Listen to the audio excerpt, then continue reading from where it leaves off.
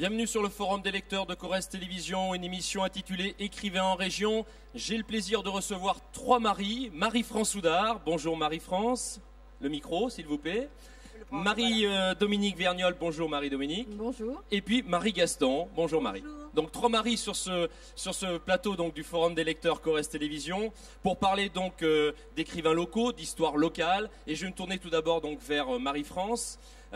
Qui avec donc Gérard Dalbois, Pierre Gir, et également un illustrateur, Monsieur Magnol, Jean Magnol et Marie-Christine Bessessiné aussi. Voilà, avait produit ce livre historique, magnifique, consacré à ce joyau du Limousin médiéval, les Tours de Merle, Angxintry. Et pour ceux qui ne connaissent pas, c'est véritablement un site exceptionnel à visiter.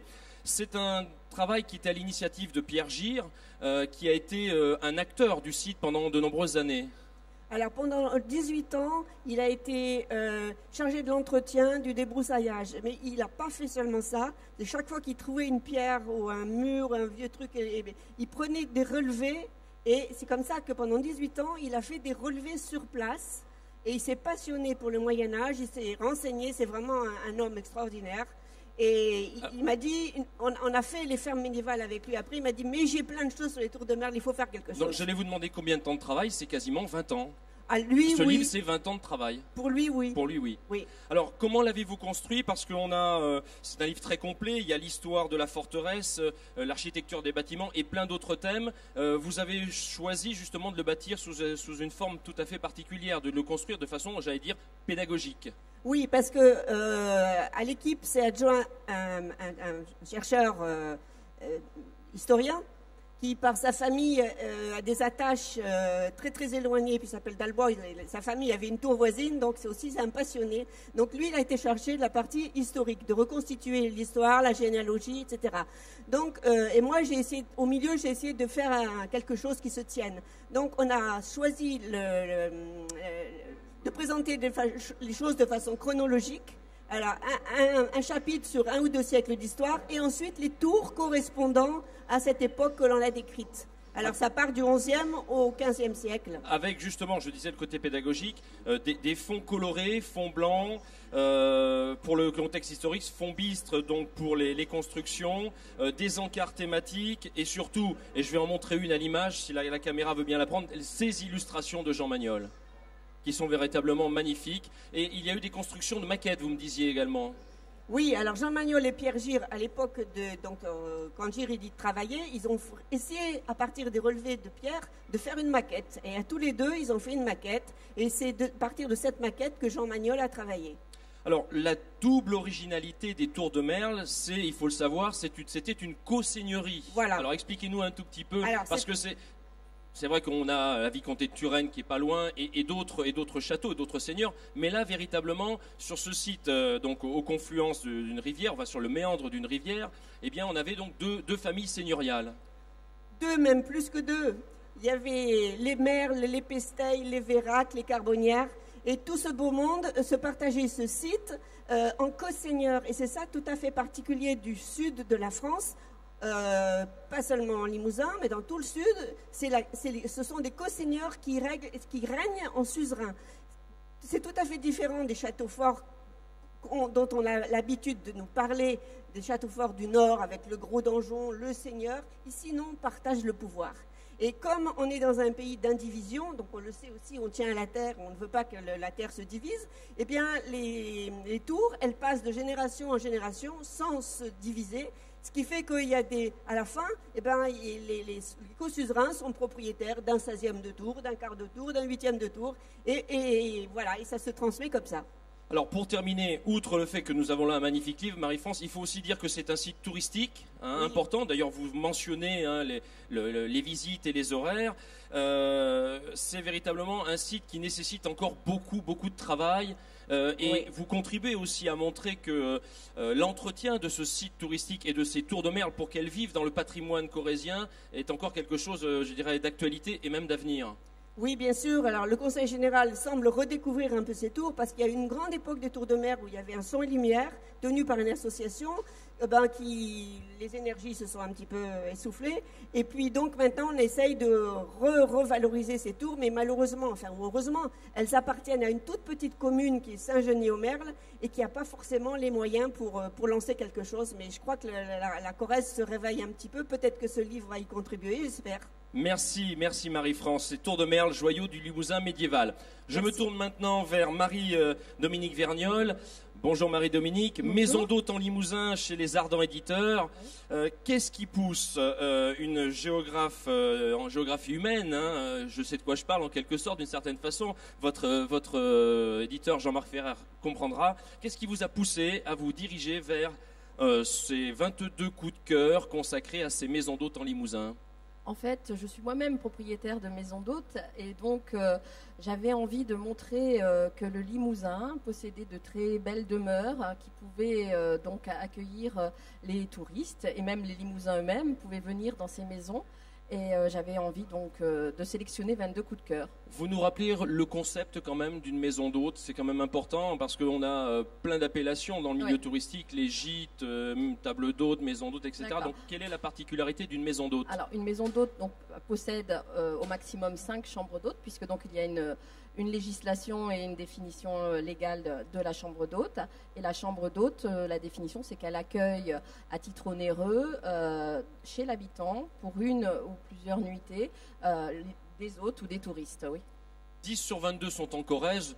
Vous y voyez, nous sommes contents, nous ici à Brive, d'en avoir justement 10 sur 22 dans le département. Il n'y a pas de raison particulière. Ou c'est qu'il y a véritablement un patrimoine architectural extérieur et intérieur qui vous a accroché sur le département de la Corrèze ? En fait, au niveau des maisons d'hôtes, la Corrèze a un petit peu plus de maisons d'hôtes que la Creuse et la Haute-Vienne, c'est vrai.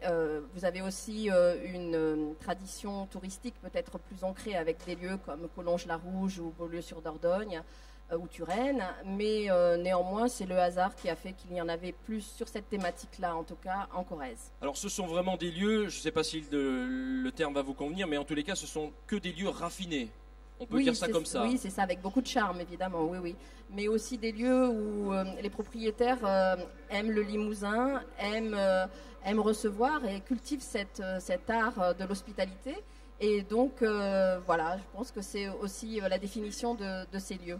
Comment avez-vous convaincu les propriétaires de ces maisons d'hôtes de vous recevoir, de vous ouvrir leurs intérieurs et puis de présenter, je dirais, leurs prestations touristiques ? Alors peut-être que le fait que je sois moi-même propriétaire de maisons d'hôtes a pu faciliter les choses, mais en tout cas les propriétaires de maisons d'hôtes par définition sont très accueillants et aiment ouvrir leurs maisons, aiment faire entrer les visiteurs et montrer leurs intérieurs. Donc ça n'a pas posé vraiment de problème et ils étaient ravis au contraire d'être sélectionnés dans ce livre. Alors je précise aux acheteurs et aux lecteurs de ce livre, Maison d'hôte en Limousin chez les Ardents Éditeurs, qu'il y a à chaque fois les coordonnées de la maison d'hôte, l'offre, le téléphone, le site internet, le cas échéant. Un dernier petit mot, Marie-Dominique, peut-être pour souligner le superbe travail de Mathias Bussereau en termes de photographie. Oui, en effet, nous avons été ensemble dans chaque maison pour pouvoir créer cette atmosphère à travers les photos, l'atmosphère du texte aussi et de la maison.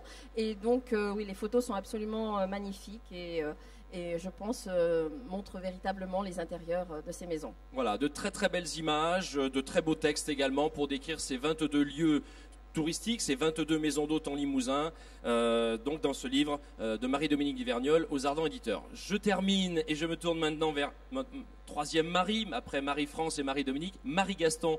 Bonjour Marie. Bonjour. Alors vous publiez un livre qui s'appelle La Roseraie du Square. On n'est pas très très loin d'ailleurs, on va en parler dans un instant, géographiquement ici à la Guerre de cette roseraie, aux éditions Lucien Souni. Nous sommes dans un Brive du début des années 60, de 1960 pour être très précis. Précisément l'automne 1960 et j'expliquerai par la suite pour quelles raisons. Voilà, justement, dites-nous comment est ce Brive de cet automne 1960 dans sa vie économique, pour sa population. C'est pas le Brive aussi étendu que nous l'avons aujourd'hui, c'est un Brive un peu refermé, replié sur lui-même, je dirais, dans son ancienne enceinte. Et puis c'est surtout la Corrèze, on va en parler. Voilà. je ne dirais pas replié tout de même, parce qu'il est en pleine expansion, ce bassin de Brive à l'époque. Nous sommes quand même pas très éloignés des années d'après-guerre, donc c'est une époque reine, on peut dire. On est dans les 30 glorieuses. Voilà. Et donc, par contre, lorsque commence ce roman, il pleut énormément sur la Corrèze depuis 8 jours, des pluies diluviennes, qui m'amènent à vous parler maintenant peut-être de ce 3 octobre 1960, qui a vu s'abattre sur le bassin de la Vézère, de la Corrèze, d'Ordogne et de l'Indre d'ailleurs, des crues torrentielles qui ressemblent un peu à celles que nous voyons actuellement à la télévision dans le sud-est de la France. Oui. Voilà. Il ne s'agit pas d'une inondation comme on peut la voir tous les 2 ou 3 ans, une petite coulée d'eau. Non, des torrents de boue vont s'abattre sur Tulle et Brive. Voilà, alors je place... Je pense il me semble avoir lu qu'on parlait de crue centenale, hein, pour l'instant, pour absolument, cette crue de 1960, oui, voilà. avec, on va parler des 3 jours d'inondations voilà, massives. Avec un niveau d'eau à Tulle de pratiquement 2 mètres dans la ville, et dans Brive, 1,70 m, 1,80 m. J'ai le sentiment justement qu'on a plus d'images et plus de textes et plus de souvenirs sur Brive, alors que peut-être c'est sur Tulle que les dégâts ont été les plus importants. Parce que la ville s'est construite sur les quais, tous les commerces étaient sur les quais, y compris les stations essence, etc. Il n'y avait plus rien après ces 3 jours. Alors, on va quand même dire que l'histoire romancée dont vous parlez et la famille qui est concernée par cette histoire vit aussi, je dirais, une affaire familiale, et une très très belle histoire. Et en même temps, la crue est présente, elle a son rôle à jouer dans cette France aussi, dont on n'a pas dit qu'elle était aussi en guerre, dans une guerre de décolonisation qui est la guerre d'Algérie. Absolument. Oui, alors je voulais vous dire, il s'agit d'un roman, il ne s'agit pas d'un guide touristique, vous l'avez tous compris. Donc je place une histoire de famille corrézienne dans cette ambiance des années 60, avec fond de guerre d'Algérie. Un jeune permissionnaire briviste revient dans sa famille pour les 3 semaines de permission annuelles. Les parents, bien sûr, de ce fils chéri et unique se réjouissent de passer 3 semaines avec lui. Mais dès qu'il arrive en gare de Brive, quand son père l'accueille, il s'aperçoit que bien sûr la guerre a modifié la façon d'être de son fils. Et plus encore, ce fils va demander d'emblée à ses parents s'ils veulent bien accueillir chez eux une jeune fille qu'il avait rencontrée avant de partir en Algérie. On ne va pas en dire plus, Marie, on ne va pas en dire plus. Par contre, je voudrais qu'on termine sur une petite coïncidence dans votre livre. Vous savez que la Foire du Livre rend hommage à Françoise Sagan, auteur donc disparu il y a 10 ans. Et dans votre livre, vous faites allusion, c'est une coïncidence, à Bonjour Tristesse, 1954. Voilà. C'est l'ambiance de ces C'est aussi le début de la guerre d'Algérie. Oui. C'était pas fait exprès, dites-moi. Un petit peu. Un petit peu quand même. Bon, en tous les cas... Par contre, ce que je voudrais préciser, si j'ai une petite minute, oui, c'est que, au départ, dans mon écriture, je suis poète.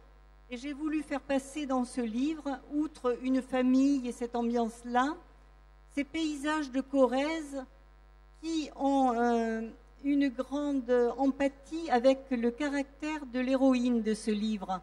J'ai mis beaucoup d'eau dans ce livre, des cascades, la crue, les cours d'eau, la pluie, jusqu'au lac de la pluie à Padirac, parce que cette jeune fille, c'est un petit peu... ce qui va lui permettre de se délivrer. Cette pluie et cette eau vont lui permettre de révéler à la famille qui l'accueille toutes ses blessures d'enfance et tout ce qui a encombré son esprit et qu'elle n'avait jamais dit à personne. Un destin particulier pour Paula.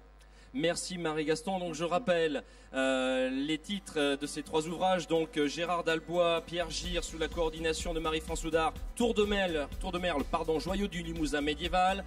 Maison d'hôte en Limousin, Marie-Dominique Vergnol chez les Ardents Éditeurs et La Roseraie du Square, Marie-Gaston aux éditions Lucien Souni. Merci de nous avoir suivis pour cette émission Écrivain en région sur le forum des lecteurs. À très bientôt.